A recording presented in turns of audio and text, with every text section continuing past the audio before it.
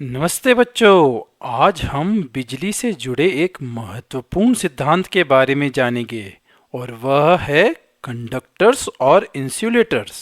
हमने जैसे पहले वीडियो में देखा है कि इलेक्ट्रिसिटी यानी बिजली कैसे कार्य करती है। इसे समझने के लिए हमने उस वीडियो में पुल से गुजरने वाली बस का उदाहरण लिया था। चलिए इस उदाहरण को फिर से दोहराते हैं। पुल के उस पार स्थित स्कूल तक जाने के लिए अमन को बस अपने घर के पास से लेती है। टोल बूथ पर भुगतान करने के बाद गेट खुलता है और फिर बस वन वे ब्रिज के ऊपर से जाती है।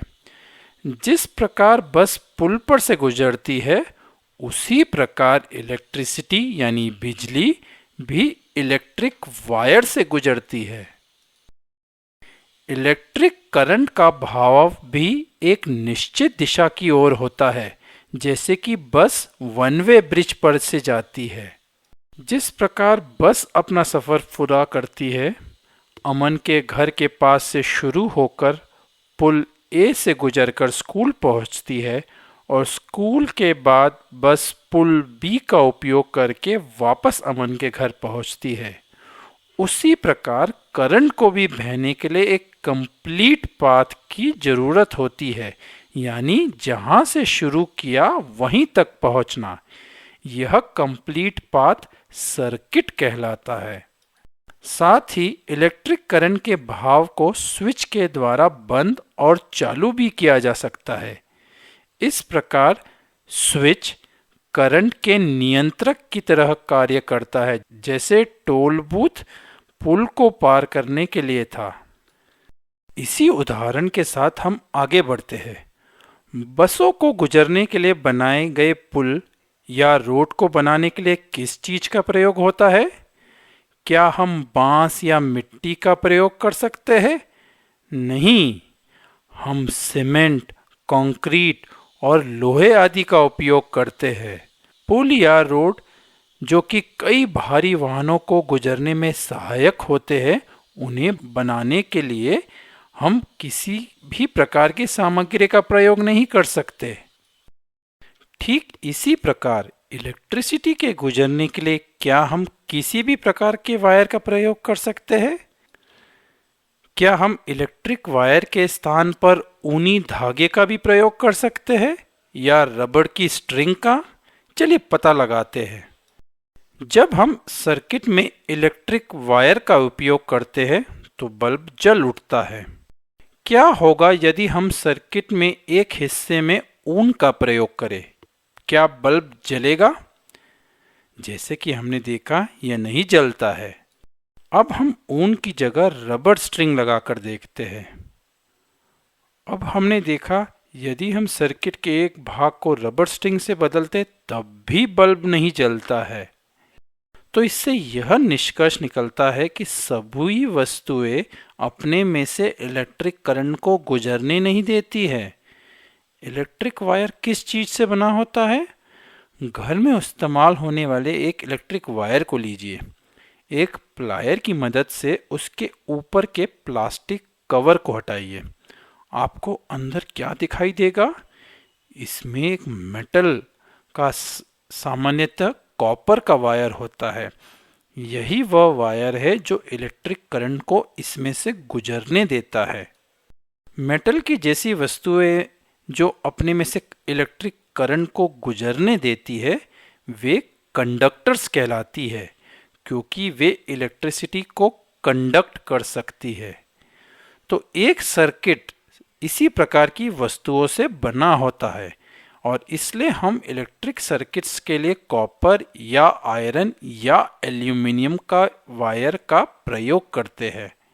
क्या आप जानते हैं इलेक्ट्रीशियंस इलेक्ट्रिक इंस्ट्रूमेंट्स के साथ काम करने के लिए रबर्स के ग्लव का प्रयोग क्यों करते हैं, यानी रबड़ के दस्तानों का? इलेक्ट्रीशियंस रबर के दस्ताने इसलिए पहनते हैं क्योंकि ये दस्ताने इलेक्ट्रिसिटी को अपने में से गुजरने नहीं देते और इससे इलेक्ट्रीशियंस को इलेक्ट्रिक शॉक नहीं लगता। तो वे मटेरियल जैसे कि रबड़, प्लास्टिक, लकड़ी इत्यादि इलेक्ट्रिक करंट को अपने में से गुजरने नहीं देते और ये नॉन कंडक्टर्स या इंसुलेटर्स कहलाते हैं। अब ये समझना अवश्य ही आसान हो गया होगा कि क्यों स्विचेस, इलेक्ट्रिकल प्लग्स और सॉकेट्स कंडक्टिंग मटेरियल्स के बने होते हैं, जिससे कि इलेक्ट्रिसिटी इनमें से गुजर सके। साथ ही प्लग, सॉकेट, रेगुलेटर और यहाँ तक कि इलेक्ट्रिक वायर्स की आउटर कवरिंग यानी बाहर की कवर रबड़ और प्लास्टिक जैसे इंसुलेटर से बनी होती है। ये वे हिस्से हैं जिन्हें हम लोग छू सकते हैं और इंसुलेटर्स इलेक्ट्रिक करंट को गुजरने नहीं देते, इसलिए हमें इलेक्ट्रिक शॉक नहीं लगता। तो हमने देखा कंडक्टर्स और इंसुलेटर्स दोनों ही हमारे लिए बेहद महत्वपूर्ण है। अंत में एक बात जो हमेशा हमें याद रखनी चाहिए कि इलेक्ट्रिसिटी जानलेवा हो सकती है। आपने इलेक्ट्रिक शॉक्स के बारे में अवश्य सुना होगा, ये बहुत ही बुरा और दर्दनाक होता है। किसी भी इलेक्ट्रिक इक्विपमेंट या स्विच का इस्तेमाल करते समय उन्हीं हिस्सों को हाथ लगाए जो कि नॉन कंडक्टिंग मटेरियल जैसे कि प्लास्टिक या रबर आदि से कवर हो, धातु से नहीं। उदाहरण के लिए यदि आप किसी चार्जर का प्रयोग कर रहे हैं तो उसके मेटल पार्ट को कभी ना छुए। हमें इलेक्ट्रिक अप्लायंस को गीले हाथों से भी नहीं छूना चाहिए और बिजली का कार्य करते समय हमें हमेशा रबड़ के दस्ताने या रबड़ की चप्पल या रबड़ से बने कुछ ना कुछ फुटवेयर पहनना चाहिए। और सबसे ज़रूरी बात बच्चों, कभी भी बिजली के एक्सपेरिमेंट्स अकेले नहीं करना, ये खतरनाक हो सकता है। जब भी आवश्यकता हो, सुरक्षा की दृष्टि से किसी बड़े व्यक्ति की निगरानी में ही यह कार्य करना चाहिए। आप जरूर सोच रहे होंगे इतनी सावधानी रखने की क्या ज़रूरत है।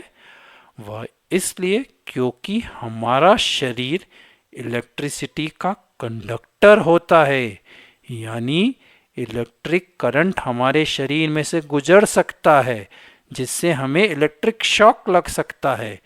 यह जानलेवा भी हो सकता है। इसलिए इलेक्ट्रिक अप्लायंस के साथ कार्य करते समय हमें बेहद सावधानी रखनी चाहिए। फिर मिलेंगे बच्चों, सेफ रहो, बाय बाय।